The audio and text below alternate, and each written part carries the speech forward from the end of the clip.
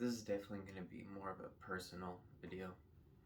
So if you came here looking for advice or a guide on self-improvement, then skip over this video. But I want to talk about the issues I've been having lately with motivation to continue self-improvement. Don't get me wrong, self-improvement has benefited my life in so many different ways.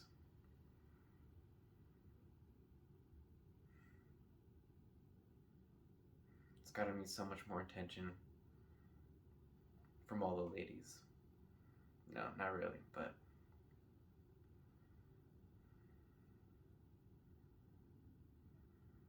I've been able to go to the gym, eat clean, practice mental health, practice social skills, but it's very difficult. And this is where I understand that this is where real men are made. The only truly successful people in this world are the people who work even when they do not reap the rewards. But it's very hard when you seem to be working harder than everyone around you, yet they're getting more benefits than you are.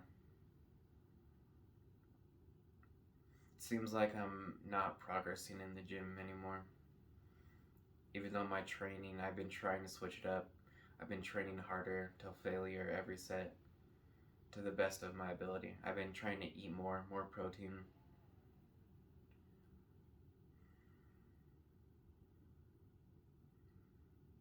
Mental health is up and down.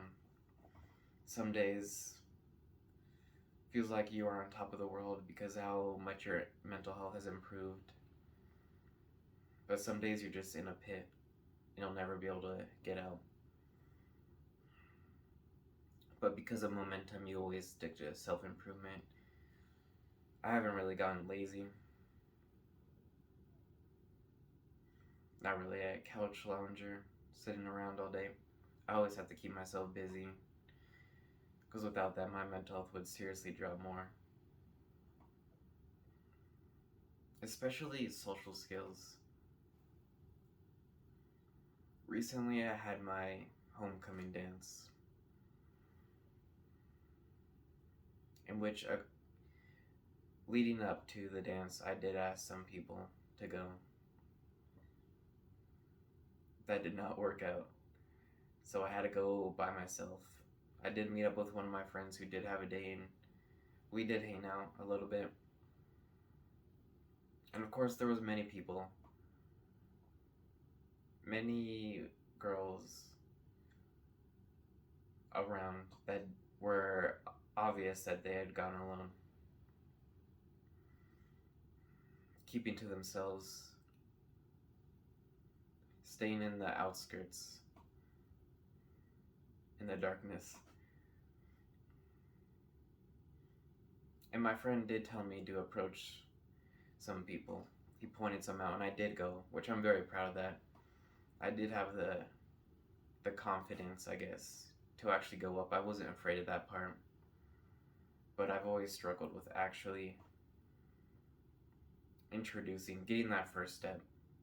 Not so much carrying a conversation, but just initiating it. That is the hardest part. Going up to someone. At first, it seems scary. Might even be the scariest thing you've ever done in your life, but it does get easier, especially as your confidence grows. But initiating has definitely been my weak point. And I've never been able to really get past that point. Well, which has led me to be comfortable with rejection. I don't fear it. I don't get anxious or embarrassed afterwards because it's already over. At least I did go up, because there's many people who don't even do that. So if you are able to make the approach, even if you get rejected, don't feel bad or embarrassed, because at least you did try.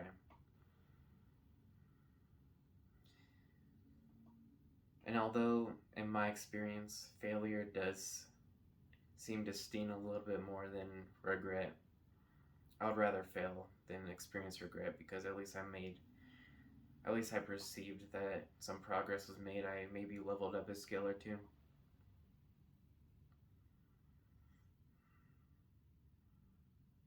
For anyone struggling with social skills, I am no master. I do, at the beginning, recommend cold approaches because it builds that self confidence. Obviously, though, as you get better at, as you learn to be less afraid of people, the cold approach is not ideal. There's probably like a 5% success rate with it. I would only ever use it to build confidence, to be less fearful of talking to people, opening up, speaking your mind, learning how to continue a conversation.